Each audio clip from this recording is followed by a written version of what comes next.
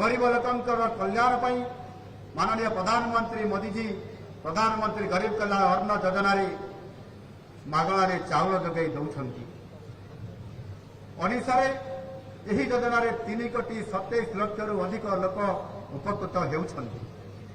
तेबे आम राज्यर पछुआ अंचल लोकंकर आवश्यकता को दृष्टि रखी गरीब कल्याण अन्न योजना को आउ पादे आगक नहीं अधिक चाउल जोगे देवाक आम सरकार निष्पत्ति नहीं। यही निष्पत्ति अनुजाई 8टी केविके जिला सहित बौद्ध गजपति और कंधमाल समुदाय 11टी जिलार प्राय 27 लाख रु ऊर्ध्व हिताधिकारी परिवार को 3 मास मासिक 5 किलोग्राम अतिरिक्त चाउल मागणारे जोगई देवाई निर्णय कर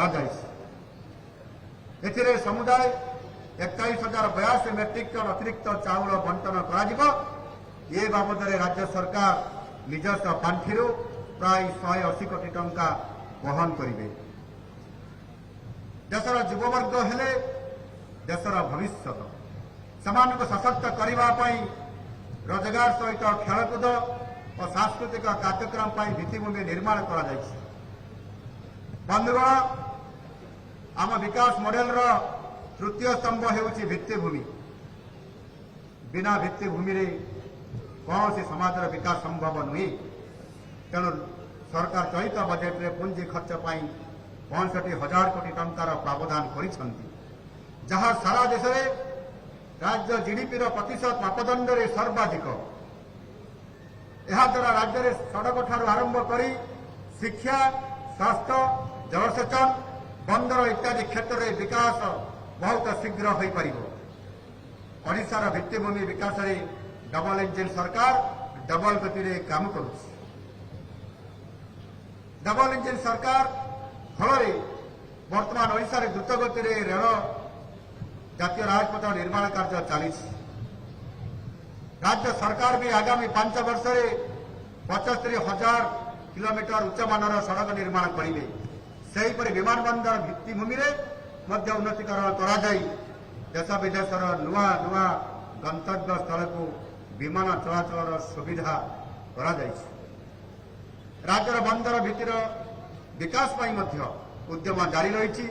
राज्य में 3टी प्रमुख बंदर थिबा बेले आमे इंचुड़ी बाहुड़ा सुवर्णरेखा और अस्तरंग ठारे आउ 4टी नूतन बंदर निर्माण करिवार लक्ष्य रखिछु।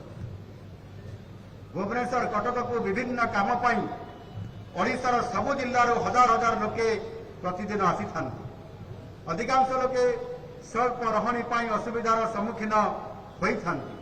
तेणु सरकार भुवनेश्वर में जनाश्रय भवन निर्माण करने को जाउछंती। एठारे स्वल्प खर्चरे लोके रही निज निज कार्य सुविधा करें। यार निर्माण कार्य खूब शीघ्र आरंभ होब। उन्नत भित्तिभूमि और शहरीकरण विकास एक गुरुत्वपूर्ण अंश किंतु आम राज्य में मात्र 17% जनसंख्या सहरांचल बसवास करती। राज्यर द्रुत विकास और अभिवृद्धि सहित जनसाधारण आवश्यकता को दृष्टि रखी आम सरकार आउ 21टी नूतन विज्ञापित अंचल परिषद स्थापन करने निष्पत्ति नहीं। आम विकास मॉडल चतुर्थ स्तंभ होउछि ओडिया अस्मिता। जगन्नाथ संस्कृति बिना ओडिया अस्मिता को कल्पना करा जाई पारे नहीं। तेणु जगन्नाथ धाम को एक ऐतिहासिक धर्मीय सांस्कृतिक पर्यटन स्थली करने आम सरकार प्रतिबद्ध। पुरी को एक महानगर निगम करने निष्पत्ति नियाजिबा सहित सेठारे एक विश्वस्तरीय श्री जगन्नाथ म्यूजियम लाइब्रेरी अनुसंधान केन्द्र इंटरप्रिटेशन सेंटर और एक्वेरियम निर्माण कार्य आरंभ हो सारी।